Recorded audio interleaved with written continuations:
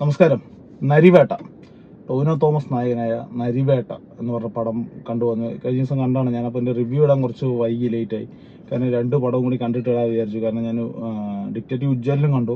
അപ്പോൾ രണ്ട് വീഡിയോ ആയിട്ട് എടുത്ത് ഇടാമെന്ന് പറഞ്ഞിട്ട് അങ്ങനെ വെയിറ്റ് ചെയ്ത് നിന്നതാണ്.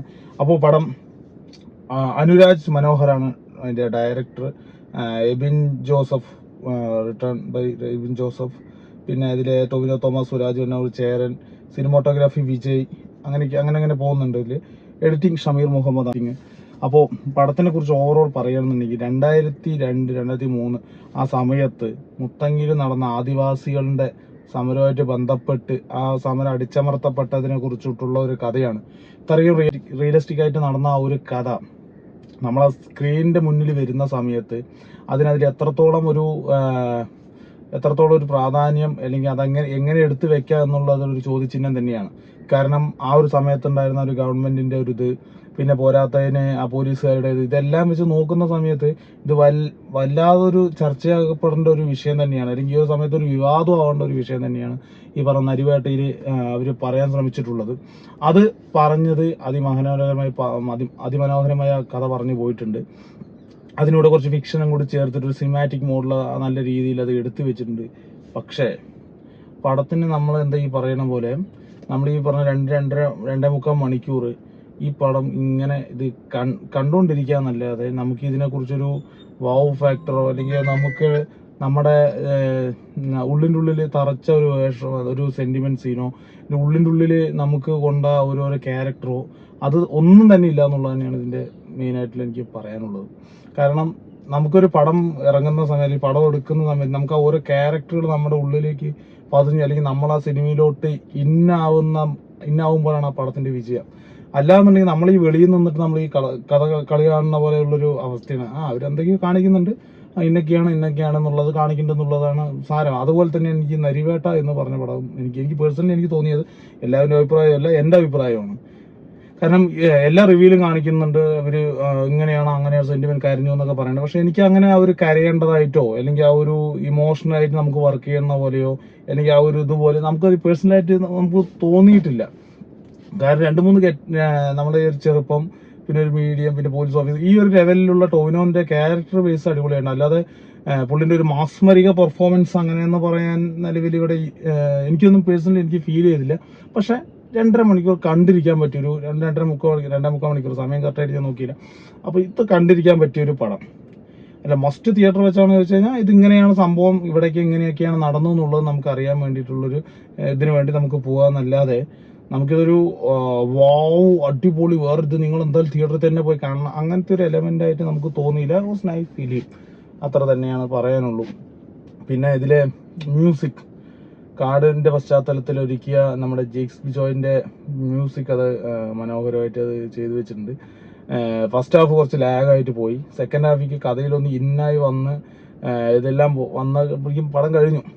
അതാണ് നമുക്ക് ബോറടി പറഞ്ഞ സാധനമുണ്ട്. കാരണം ചിലർക്ക് ഇത് അടുത്ത എന്താണ് ഇനി എന്താണെന്നുള്ളതൊന്നും അറിയില്ല. കാരണം എല്ലാം നമുക്ക് ആ ഒരു അതിന്റെ അകത്ത് സെറ്റിട്ട് ആദിവാസി കമ്മ്യൂണിറ്റിന്റെ ആ ഒരു രീതി കാര്യങ്ങളെല്ലാം നമുക്ക് സെറ്റിട്ട് വെച്ച് ഇപ്പുറത്തെ പോലീസ്, ടോവിനോ തോമസിന് പോലീസും ബാക്കിയുള്ള ആൾക്കാരുടെ ഒരു ഇത് നമുക്ക് കാണുമ്പോൾ നമ്മൾ അതിലൊരാളായിട്ട് മാറണം. നമുക്കതിന് അത് പേഴ്സണലായിട്ട് തോന്നുള്ളൂ. സിനിമ കാണുമ്പോൾ അവന്റെ കൂടെ സഞ്ചരിക്കാൻ പറ്റണം. എനിക്ക് അങ്ങനെ ആ ഒരു കൂടെ സഞ്ചരിക്കുന്നതായിട്ടുള്ളൊരു ഇത് വന്നിട്ടില്ല. എന്തായാലും പടം കൊള്ളാം. പിന്നെ ഇതിലെ സുരാജ് വെണ്ണാറമ്മൂടിന്റെ അഭിനയം അടിപൊളി. പിന്നെ ചേരൻ കഴിഞ്ഞാൽ വേറെ ആരും ഇല്ല ഈ ഒരു വേഷം ചെയ്യാന്നുള്ളത് ഞാനത് എവിടെ കേട്ടു. പക്ഷെ ചേരന്റെ നല്ല എന്താ പറയാ, കുറെ കാലത്തിന് ശേഷം പുള്ളി വന്ന് അഭിനയിച്ച, കുറെ സിനിമയിൽ വന്ന് അഭിനയിച്ച ഒരു പടം തന്നെയാണ് നമ്മൾ ഈ പറഞ്ഞ നരിവേട്ട. പുള്ളിന്റെ കഥാപാത്രം അതിമനോഹരമായി പുള്ളി കൈകാര്യം ചെയ്തു, അടിപൊളിയായിട്ട് അത് ചെയ്തു. എഡിറ്റിങ്, പിന്നെ കളറിങ്, പിന്നെ ഫോറസ്റ്റിനകത്തുള്ള പരിപാടികൾ, പിന്നെ ഇതിൽ അഭിനയിച്ച കുറച്ച് ആദിവാസികൾ കറക്റ്റായിട്ട് ട്രൈബൽസിന്റെ അതിന്റെ രീതി, അതിന്റെ കറക്റ്റ് കാസ്റ്റിങ് കുറച്ച് അത് നല്ല രീതിയിൽ അത് വന്നു. മൊത്തത്തിൽ പറഞ്ഞപ്പോൾ നമ്മൾ ഈ പറഞ്ഞ പോലെ സെറ്റിട്ട് നമ്മൾ ഈ തങ്കമണി ഫീലിംഗ് ഉണ്ടല്ലോ, തങ്കമണിയിൽ സെറ്റിട്ട് ഇവര് ഇവിടെ അത് അങ്ങനെയാണ് നടന്നതുകൊണ്ട് കാണിക്കില്ല. പക്ഷെ അത്രയും ഒരു ഇത് ആയിട്ട് ഇല്ല. പക്ഷെ എന്തിനാ കൂടെ റിയലിസ്റ്റിക് ആയിട്ട് എടുത്തപ്പോൾ നമുക്കത് കണക്റ്റ് ആവാതെ പോയി എന്നുള്ളതേ ഉള്ളൂ. നമുക്കെന്നല്ല, എനിക്ക് ആ ഇമോഷൻസ് ആയിക്കോട്ടെ, എന്ത് തന്നെ ആയിക്കോട്ടെ, നമുക്കത് പേഴ്സണലി ഒന്നും കണക്റ്റ് ആയിട്ടില്ല എന്നുള്ളതാണ് ഈ സിനിമയിൽ എനിക്ക് തോന്നിയൊരു പോരായ്മ, അതിപ്പോൾ സ്ക്രിപ്റ്റിൻ്റെ ആണോ എടുത്ത രീതിയാണോ അതെങ്ങനെയാണോ എന്നറിയില്ല.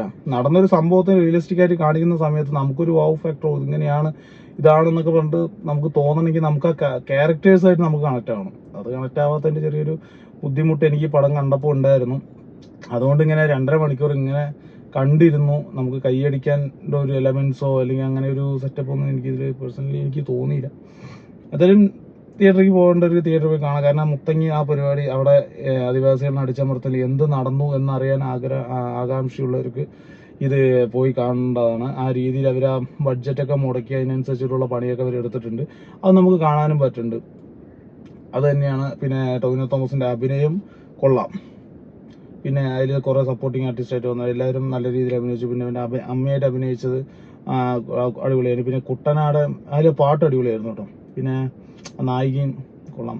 പിന്നെ ആ ഒരു പാട്ട് സീനിൻ്റെ ആ ലൊക്കേഷൻ, ആലപ്പുഴ ആ ലൊക്കേഷൻ എല്ലാം അതിമനോഹരമായിട്ട് അവർ ചിത്രീകരിച്ച് വെച്ചിട്ടുണ്ട്. എന്തായാലും അതിനനുസരിച്ചുള്ള മ്യൂസിക്കും കൂടി പോയപ്പോൾ നമുക്ക് ബോറടി ഇല്ലാണ്ടായി. പക്ഷേ മ്യൂസിക് കൂടി ഡൗൺ ആണെങ്കിൽ ഈ പടം എവിടെ എത്തുന്നു പോലും പറയാൻ പറ്റില്ലായിരുന്നു. കാരണം മ്യൂസിക്കാണ് ഇതിനെ ഒന്ന് ബാലൻസ് ചെയ്ത് നിന്നത്. ഒന്നിങ്ങനെ പോയി എന്ന് കണ്ടതും പിന്നെ ഒന്ന് താങ്ങി നിർത്തി അന്ന് തന്നെയാണ്. റിയലിസ്റ്റിക് ആയിട്ട് തന്നെയാണ്. അതുകൊണ്ട് അയ്യോ അടിപൊളി, വേറെ ലെവൽ അടിപൊളി, ഇത് നടന്ന കഥ അതേപോലെ നമുക്ക് പറഞ്ഞ അടിപൊളി അങ്ങനെയൊന്നുമില്ല. അവർക്ക് അവരുടെ സിനിമാറ്റിക് ലെവൽ വെച്ചിട്ട് ഇത്. പക്ഷേ സ്ക്രിപ്റ്റിന്റെ അപാകതയാണോ എടുത്തതിൻ്റെ ഇതാണോ എന്താണെന്നറിയില്ല. എന്തോ ഒരു മിസ്സിംഗ് ഫാക്ടർ എനിക്കത് പേഴ്സണലി ഫീൽ ചെയ്തു. എന്തായാലും മസ്റ്റ് തിയേറ്റർ വാച്ച് എന്ന് പറയില്ല, പോയി കാണാം.